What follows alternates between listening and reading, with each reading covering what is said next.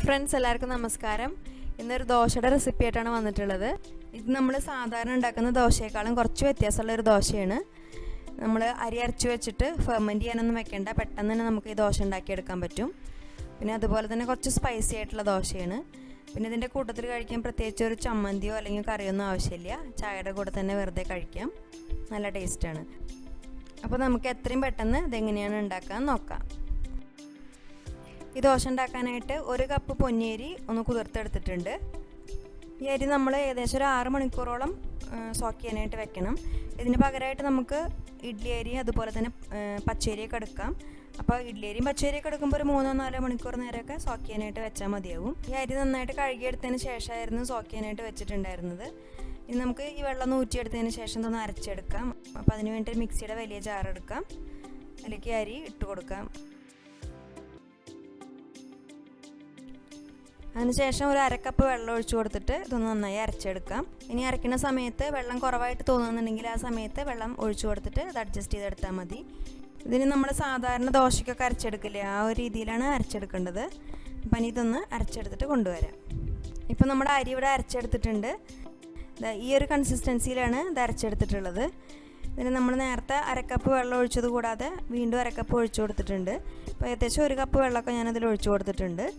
ഇനി നമുക്ക് ഈ മാവ് ഒരു പാത്രത്തിലേക്ക് ഒഴിച്ചു കൊടുക്കാം. ഇനി നമുക്ക് ഈ ദോശയ്ക്ക് വേണ്ടിയിട്ട് കുറച്ച് ചേരുവകളൊന്ന് ചതച്ചെടുക്കാനുണ്ട്. അപ്പോൾ അതിന് വേണ്ടിയിട്ട് മിക്സിയുടെ ചെറിയ ജാർ എടുക്കാം. അതിലേക്ക് ഒരു 1/4 കപ്പ് നാളികേരം ചേർത്ത് കൊടുക്കാം.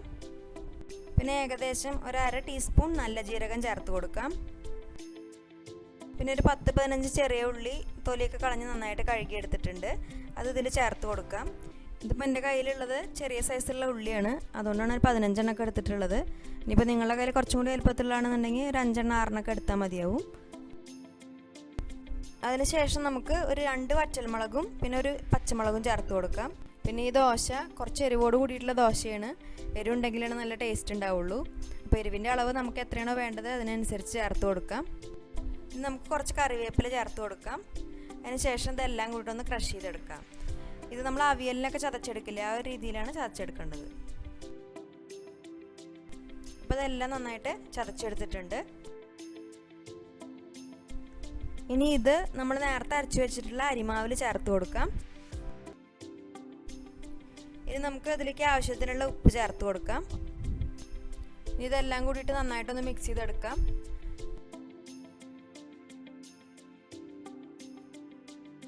ഈ മാവ് കുറച്ച് തിക്കായിട്ടാണ് ഉള്ളത്, അപ്പോൾ നമുക്കിതൊന്ന് ലൂസാക്കി എടുക്കണം. അപ്പോൾ ഇനി കുറച്ചും കൂടി വെള്ളം ഒഴിച്ച് കൊടുത്തിട്ട് ഇതൊന്ന് ലൂസാക്കി എടുക്കാം.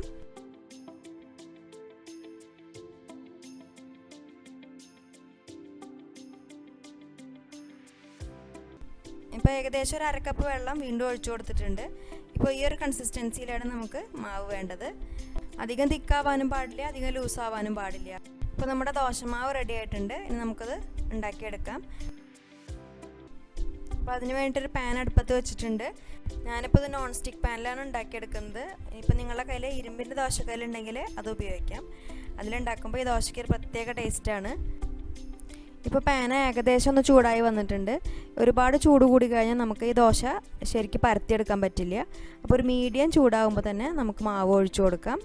അപ്പോൾ അതിന് വേണ്ടിയിട്ട് ആദ്യം ഒരു തവി മാവ് ഒഴിച്ചു കൊടുത്തിട്ട് ഇതൊന്ന് പരത്തിയെടുക്കാം.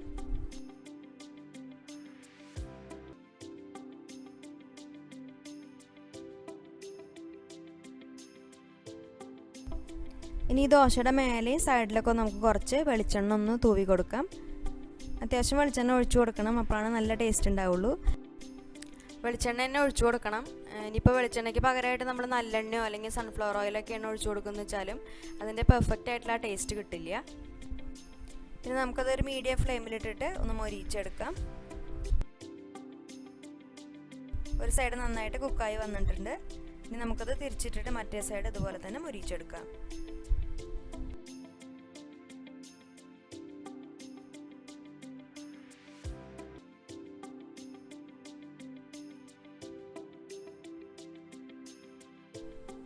ഇപ്പം നമ്മുടെ ആദ്യത്തെ ദോശ റെഡി ആയിട്ടുണ്ട്. ഈ ഒരു രീതിയിലാണ് നമ്മളിത് ഉണ്ടാക്കിയെടുക്കേണ്ടത്. 2 സൈഡും നന്നായിട്ട് മൊരിഞ്ഞു വന്നിട്ടുണ്ട്. ഇതിങ്ങനെ കഴിക്കുമ്പോഴാണ് നല്ല ടേസ്റ്റ് ഉണ്ടാവുക. അതുപോലെ തന്നെ ഈ ദോശ നമ്മൾ ചൂടോട് കൂടിയിട്ട് തന്നെ കഴിക്കും വേണം. ഇതിൻ്റെ കൂട്ടത്തിൽ കഴിക്കാൻ നമുക്ക് ഒരു ചട്നിയുടെയോ അല്ലെങ്കിൽ ഒരു കറിയുടെയോ ഒന്നും ആവശ്യമില്ല.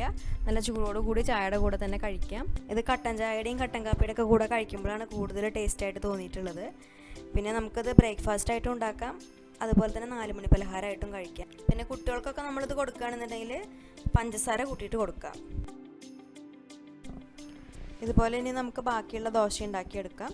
അപ്പോൾ ഫ്ലെയിം നന്നായിട്ട് കുറച്ച് വെച്ചതിന് ശേഷം മാവ് ഒഴിച്ച് കൊടുക്കാം. എന്നിട്ട് ഇതൊന്ന് പരത്തിയെടുക്കാം.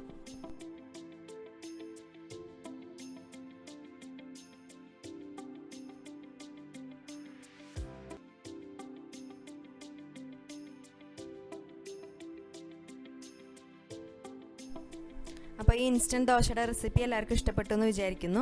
ഉണ്ടാക്കി നോക്കിയിട്ട് അഭിപ്രായം അറിയിക്കൂ. പിന്നെ വീഡിയോ ഇഷ്ടപ്പെടുകയാണെങ്കിൽ ലൈക്ക് ചെയ്യാനും ഷെയർ ചെയ്യാനും കമൻറ്റ് ചെയ്യാനും മറക്കരുത്.